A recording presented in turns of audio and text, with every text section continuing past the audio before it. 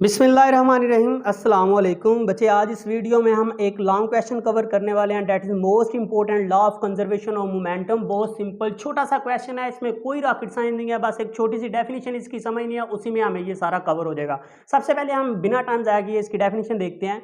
The momentum of an isolated system of two or more than two interactive body remain constant. मतलब ये बता रहा है कि एक आइसोलेटेड सिस्टम के अंदर दो या दो से ज्यादा बॉडी टकराएंगी तो उनका मोमेंटम कांस्टेंट रहेगा, मोमेंटम जाया नहीं होगा, कंजर्व रहेगा।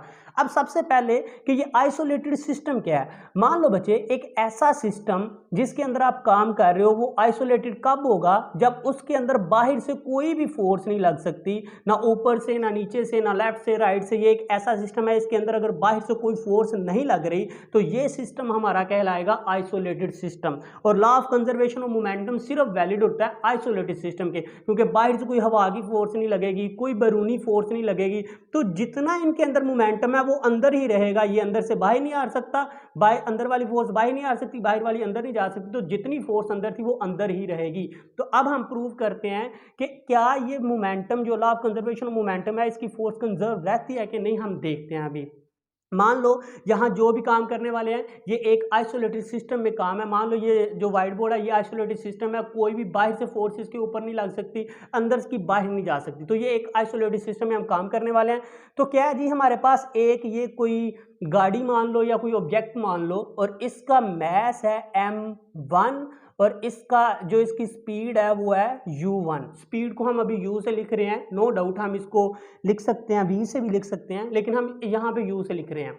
अब क्या ये इस तरह मूव कर रहा है और यहाँ पे एक और बड़ा सा मैस है और वो भी इस तरह मूव कर रहा है, और उसको भी हम उसको m2 कह लेते हैं और इसको, इसकी स्पीड को u2। अब हमने क्या देखना है कि अभी इसका मोमेंटम कितना है। इसका आपको पता है मोमेंटम का फार्मूला क्या था, P इज इक्वल m और v। ये मोमेंटम का फार्मूला हमें पता है। अगर मैं सिर्फ इसका मोमेंटम निकालना चाहूं तो इसका मोमेंटम क्या होगा, फार्मूले के अकॉर्डिंग क्या है, m और v। मैं आपको बता दूं यहाँ पे v से मतलब स्पीड है और यहाँ u से मतलब स्पीड है, तो इसलिए मोमेंटम के लिए लिखना पड़ेगा m1 और इसके लिए लिखना पड़ेगा u1। मतलब m की जगह पे मैंने मैस लिख दिया और v की जगह पे मैंने u लिख दिया, क्योंकि v यहाँ स्पीड है तो ये u भी स्पीड को रिप्रेजेंट कर रहा है। अगर इसी तरह मैं इसका मोमेंटम निकालना चाहूं तो इसका मोमेंटम हमारे पास क्या आएगा, वही फार्मूला मोमेंटम के लिए m और v, और m की जगह पे क्या आ रहा है, उसका m2 आ रहा है और v की जगह उसका u2 आ रहा है, तो यहाँ पे हमने लिख दिया u2।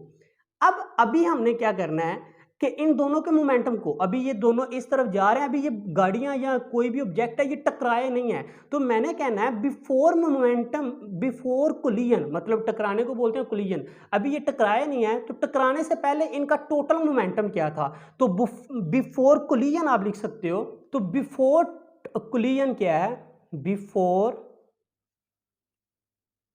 Collision total momentum.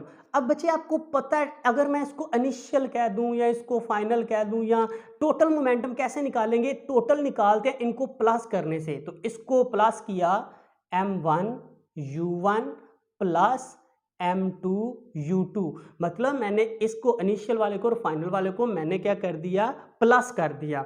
जब मैंने इनको प्लस कर लिया, अभी क्या हुआ, थोड़ी देर बाद हमने देखा इसकी स्पीड क्या थी, ज्यादा थी, और थोड़ी देर बाद ये जाके इससे टकरा जाता है।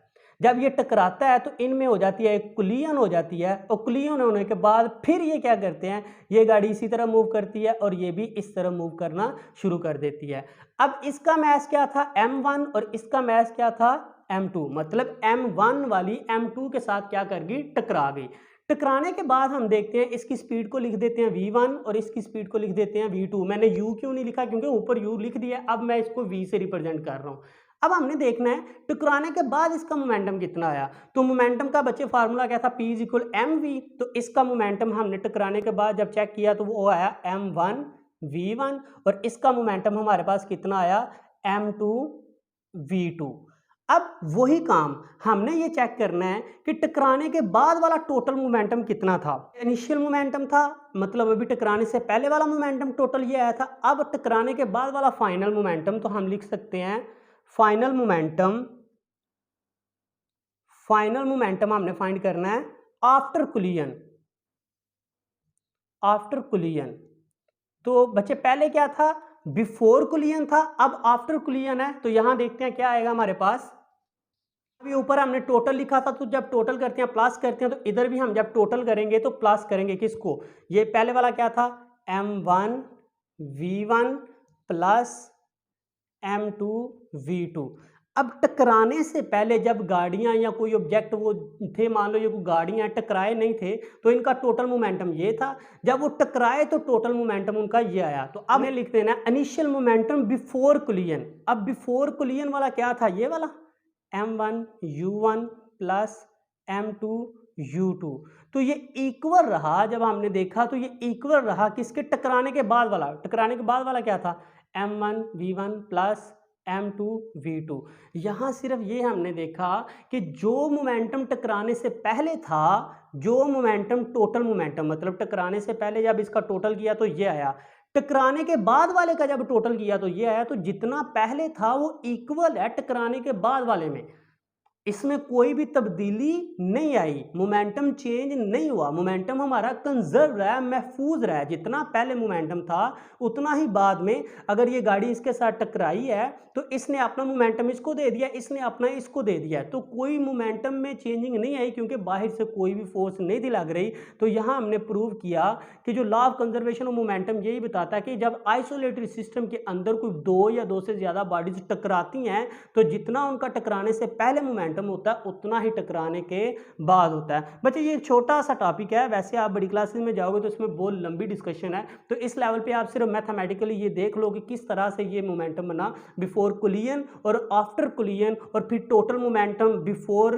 इनिशियल टोटल मोमेंटम और फाइनल टोटल मोमेंटम जो थे दोनों सेम थे। तो होप सो बच्चे आपको लेक्चर की समझ आई है। मिलते हैं नेक्स्ट वीडियो में। नेक्स्ट वीडियो तक अल्लाह हाफिज़।